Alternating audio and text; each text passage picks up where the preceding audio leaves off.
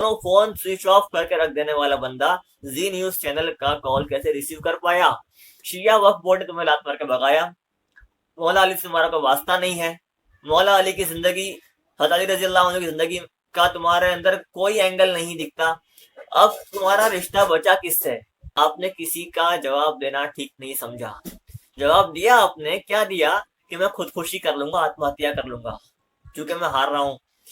अब इस पर एक सवाल है, दो सवाल तो पीछे हो गए। आदाब दोस्तों, मैं हूं मोहम्मद तलहाक, सामने फिर एक बार हाजिर टॉक टू एमटी चैनल पर। अगर आपने मेरे चैनल को सब्सक्राइब न किया तो जरूर सब्सक्राइब करें। फिर आगे बात करते हैं। दोस्तों, आज मैं बात करूंगा आपके सामने, वसीम रिजवी ने कुछ बातें इस्लाम और इस्लामी किताब कुरान मजीद पर की है। कई दिनों से उनकी बातें चर्चा में हैं और वो चर्चा से गायब है।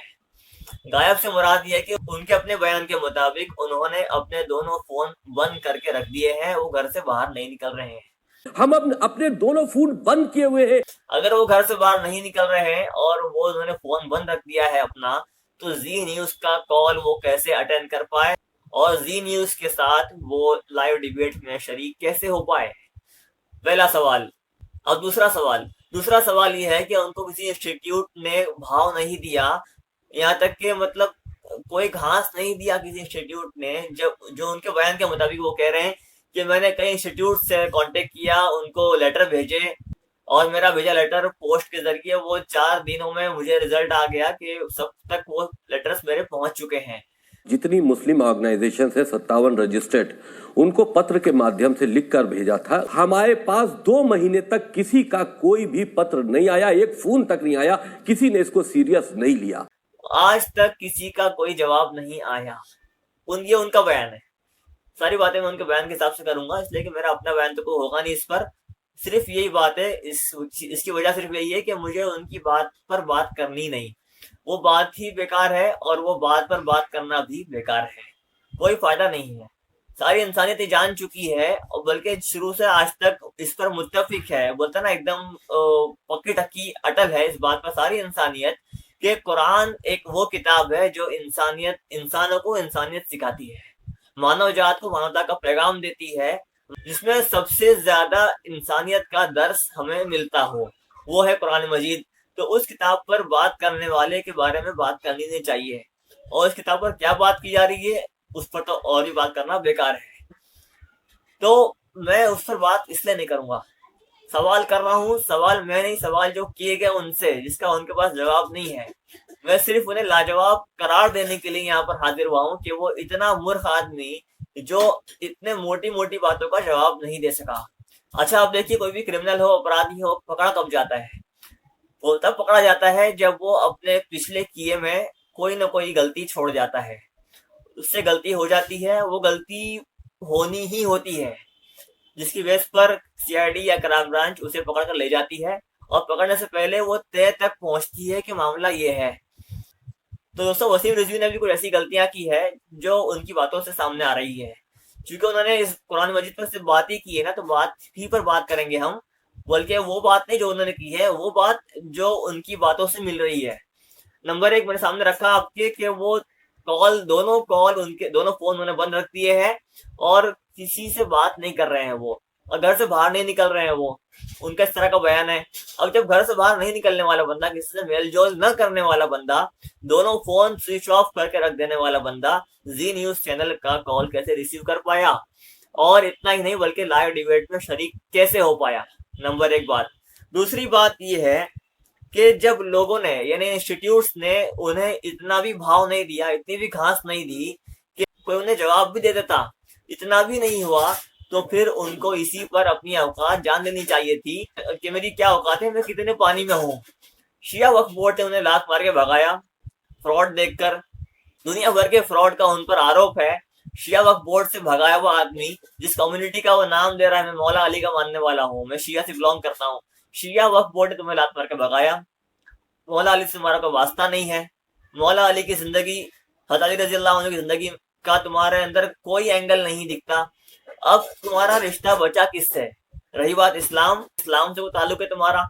नहीं नहीं, शिया ने कह दिया इस्लाम में नहीं है ये आदमी, सुन्नी ने कहा इस्लाम में नहीं है ये आदमी, अहले हदीस ने कहा इस्लाम का नहीं है ये आदमी। अब तुम इस्लाम के कैसे बचे? चलिए ठीक है, ये बात तो हो गई 3 फिरकों के बारे में। आप कहेंगे फिरकों से ऊपर है मजहब, इन्हें मजहब अलग है, फिरके अलग है।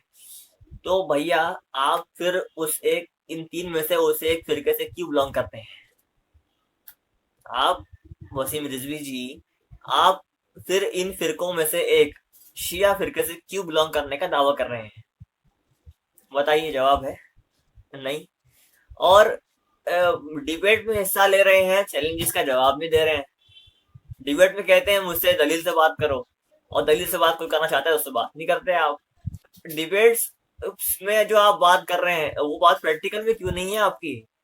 डे 1 जब से आपने ये पतिंगड़ छेड़ा है, ये जब से आपने ये बवाल उठाया है अपने कांधों पर, फर्स्ट डे आपको चैलेंज किया गया था एक चैनल की तरफ से, और उसके बाद लगातार चैलेंजेस और धुतकार फटकार आप पड़ती गई। आपने किसी का जवाब देना ठीक नहीं समझा। जवाब दिया आपने, क्या दिया? कि मैं खुदकुशी कर लूंगा, आत्महत्या कर लूंगा, क्योंकि मैं हार रहा हूं। अगर हमको जब भी ये बात महसूस होगी कि ये लड़ाई हम हार रहे हैं तो हम अपना सुसाइड कर लेंगे, हम अपना सुसाइड कर लेंगे। अब इस पर एक सवाल है, 2 सवाल तो पीछे हो गए। तीसरा सवाल मेरा यही था, और इसी पर लास्ट बात होगी, और इसी पर वीडियो मेरी एंड होगी, जो बहुत ही लॉजिकल और बहुत ही टू द पॉइंट बात है, उसको मैं यहाँ कोट करने जा रहा हूँ। वो कमेंट इस तरह था कि जब लोग तुम्हें मारना चाह रहे हैं, जब लोग तुम्हें मारना चाह रहे हैं, लोग तुम्हें डेथ थ्रेट्स दे रहे हैं तुम्हारे बयान के मुताबिक, मैं नहीं जानता, मैं मोहम्मद अल्हा, मैं नहीं जानता कि क्या हो रहा है उनके साथ में, क्या नहीं हो रहा। और मैं तो उनसे बात भी नहीं कर सकता, उनके तो सारे फोन ही ऑफ है। उनके बयान के मुताबिक उनके फोन ऑफ है, मैं उनसे बात कैसे कर पाऊंगा? भाई आपके साथ क्या हो रहा है, आपका क्या हालचाल है? मैं हालचाल उनका ले भी नहीं पाऊंगा। रही बात उनके खुद के बयान है कि लोग मुझे डेथ थ्रेट्स दे रहे हैं, लोग मुझे मारना चाह रहे हैं, इतनी सी बात है कि मैंने कोर्ट में याचिका दर्ज करा दी है। भैया लोग तुम्हें मारना चाह रहे हैं ना, और तुम मरना भी चाह रहे हो। कमेंट में ये लिखी बात कि जब लोग तुम्हें मारना चाह रहे हैं और तुम मरना भी चाह रहे हो। तुमने कहा ना कि मैं सुसाइड कर लूंगा, नहीं तुम मरना चाह रहे हो, लोग मारना चाह रहे हैं, तुम मरना चाह रहे हो। अब बात कहाँ अटकी हुई है? देखिए बात पूरी लिखिए, बट कहाँ अटक रही है बात, बताइए ना। ये सवाल तो बनता है ना। मतलब अब लोग, कोई तो है तुम्हें मारना चाह रहा है, और तुम कह रहे हो मैं मर जाऊंगा, सुसाइड कर लूंगा, कि मैं हार रहा हूं, मैं मर जाऊंगा। तो अभी भाई बात कहाँ अटक रही है? मतलब अगली बात मैं डिटेल में नहीं जाऊंगा। बहरहाल दोस्तों, ये 3 लॉजिकल वो बातें थी जो मैंने उठाए कमेंट्स लोगों के, और बात बहुत सारी हो रही है। इन्हें एक एक डिबेट में हजार कमेंट्स पड़े हुए हैं, मैं सब बातों को नहीं यहाँ पेश कर सकता था, इसकी जरूरत भी नहीं थी। और इस पर बात तो करनी भी नहीं चाहिए थी। बात मैंने सिर्फ इसलिए की है कि वो आदमी की मूर्खता को बताना मकसद था कि कितना बड़ा मूर्ख आदमी है हमारे पाले पड़ा है, जो खुद जलील भी हो रहा है, खुद ही अपने आप को मरने का प्लान भी बना रहा है कि मैं मर जाऊंगा, सुसाइड कर लूंगा, और फिर अड़ावा भी है। मतलब ऐसा अनोखा मूर्ख आज तक दुनिया में शायद पैदा नहीं हुआ होगा। बाद में हो सकते हैं, लेकिन इस तरह का कोई हिस्ट्री में मुझे नहीं दिखता कि ऐसा कोई मूर्ख, अनोखा मूर्ख, यानी इतना गरीब तरीन मूर्ख जो हिस्ट्री में आया हो ऐसा कभी, कि जो खुद ही अड़ भी रहा हो, खुद ही अपने आप लोग उसको मारना चाह रहे हो, और ही मरना चाह रहा हो, और मरता भी नहीं। यानी अजीब अजीब इसके साथ वो है, बैकग्राउंड इसका बहुत अजीब है। आप देखिए इस वाकये का बैकग्राउंड बहुत ज्यादा अजीब है। दोस्तों उम्मीद है आपको ये वीडियो पसंद आया होगा। आप इसको लाइक कीजिए, शेयर कीजिए अपने दोस्त अहबाब में, और सब्सक्राइब भी जरूर कर लें। बहुत बहुत शुक्रिया।